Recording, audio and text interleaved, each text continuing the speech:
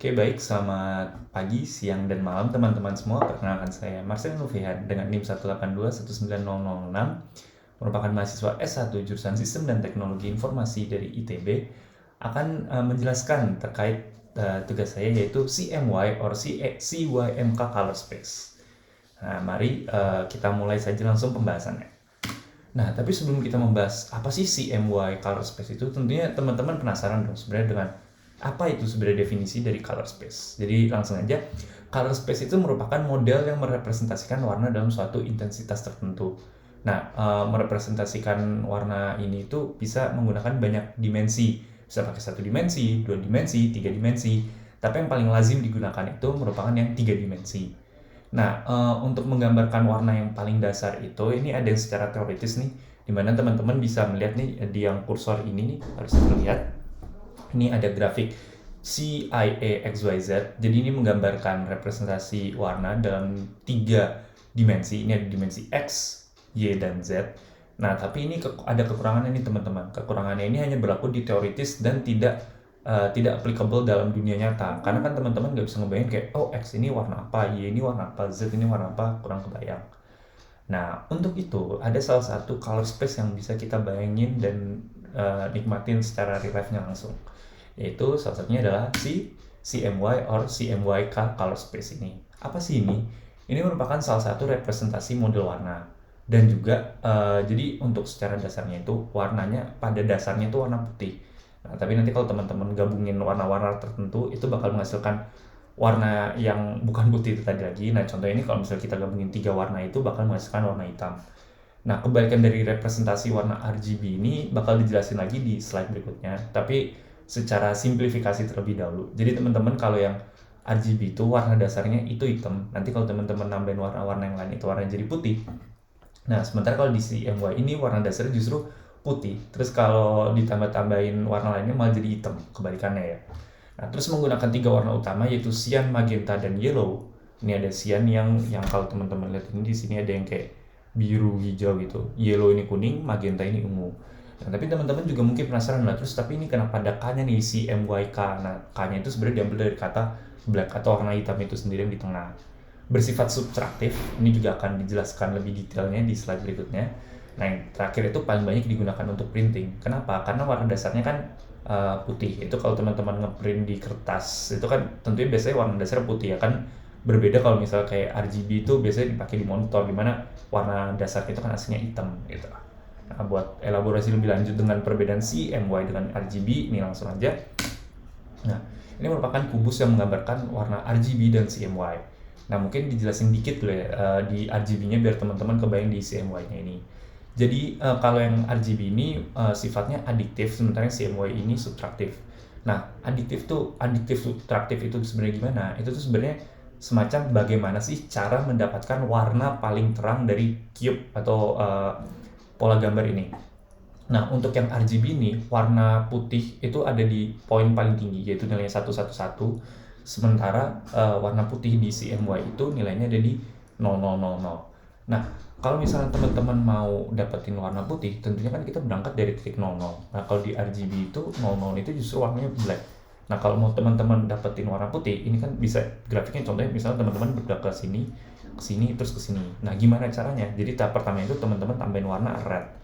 Habis itu teman-teman kan mau ke kanan, which is ditambahin warna green, ditambahin warna blue, disampaikannya di titik paling tinggi yaitu paling terang, which is white.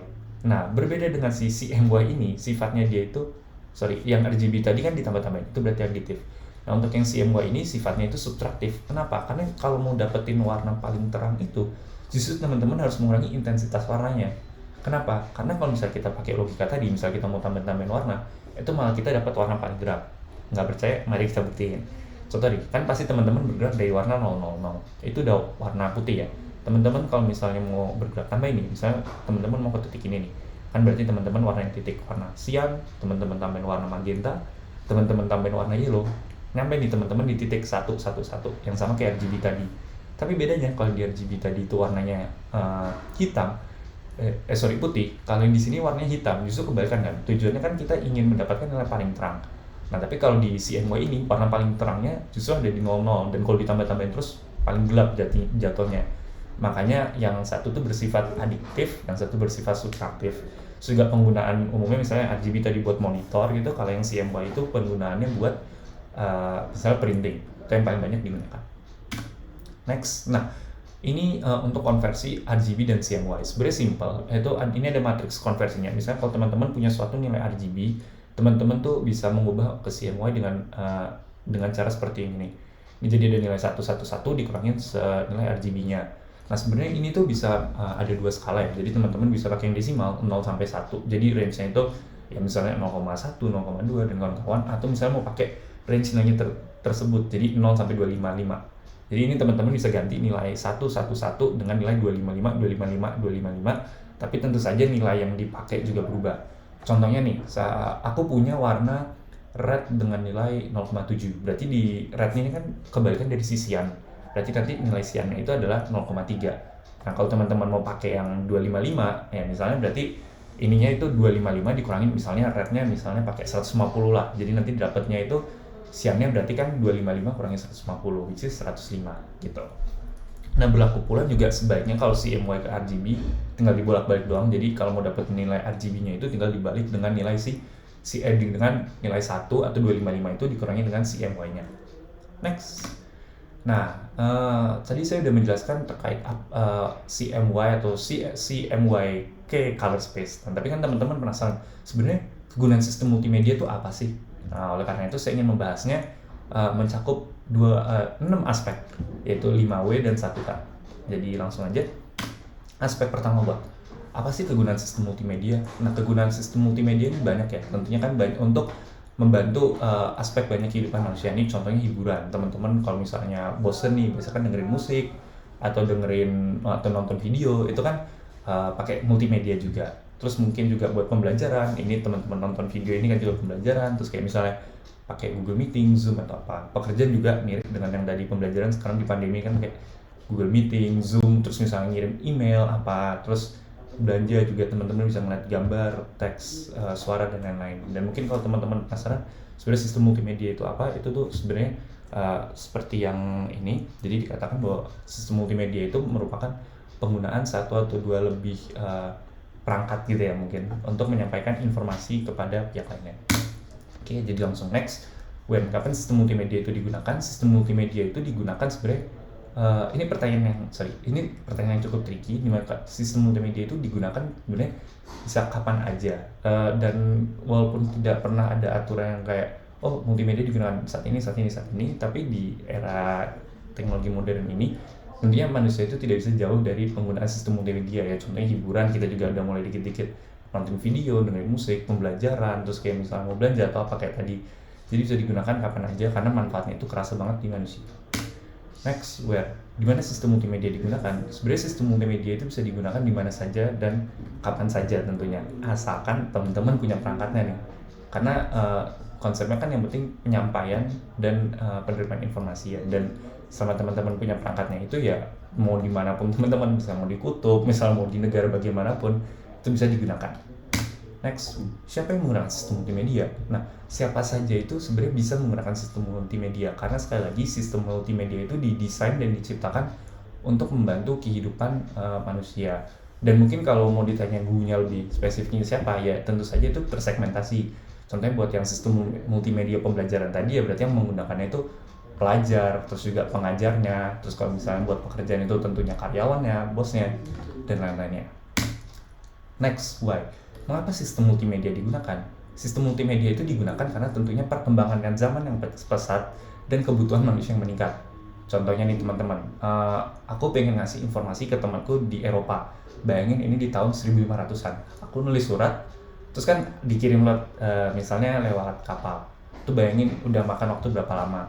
Terus pas sudah nyampe, belum tentu penerimanya juga ngerti kan ini maksudnya apa. Kalau misalnya dia minta klarifikasi lagi kan butuh waktu yang lama lagi. Belum lagi misalnya pas ngirim, sehari setelah kita ngirim terus kayak oh iya ada salah tulis atau gimana. Nah itu kan tidak efisien. Makanya dengan bantuan sistem multimedia ini, contohnya nanti menggunakan messenger misalnya kayak WhatsApp atau apa, kan kita bisa mengirimkan informasi dengan lebih cepat, dan juga kalau ada miss juga bisa dibenerin dalam waktu yang lebih cepat. Jadi untuk kegunaan sistem multimedia dan kenapa dia digunakan.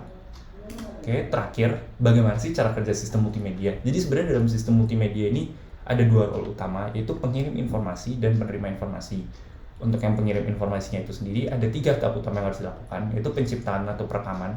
Jadi informasinya itu kita semacam capture. Contohnya misalnya aku mau ngirim video ke teman-teman. Ya, ini berarti aku ngerekam dulu nih video-videonya. Setelah videonya di capture, maka video ini aku simpan, terus aku kompresi. Kompresi ini tujuannya apa? Ini untuk mengurangi ukuran file dari citra atau video atau misalnya informasi yang saya buat tersebut. Kenapa harus dikurangi? Nah, ini tuh bakal buat transmisi, karena transmisi ini kan tujuannya menyebarkan informasi yang aku buat ke teman-teman tadi. Nah, kalau misalnya mengirim informasi tersebut dalam ukuran yang besar, kan tentunya pengirimannya tidak efisien, makan waktu yang lama, terus juga ya mungkin kalau error lebih kelihatan gitu kan. Sebenarnya kalau lebih dikit kan lebih aman. Nah, begitu juga pula sebaiknya untuk pihak penerima informasi. Jadi tahapan pertamanya itu informasi tadi diterima, terus dikompres dan di-decoding, terus barulah video atau informasi itu diputar.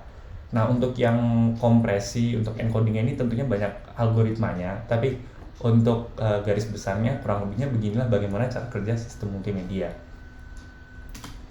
Baik, sekian penjelasan dari saya terkait CMY, Color Space, dan juga penggunaan sistem multimedia dalam kehidupan sehari-hari. Semoga penjelasan tadi dapat menambah ilmu untuk teman-teman dan bermanfaat. Sekian dari saya dan terima kasih.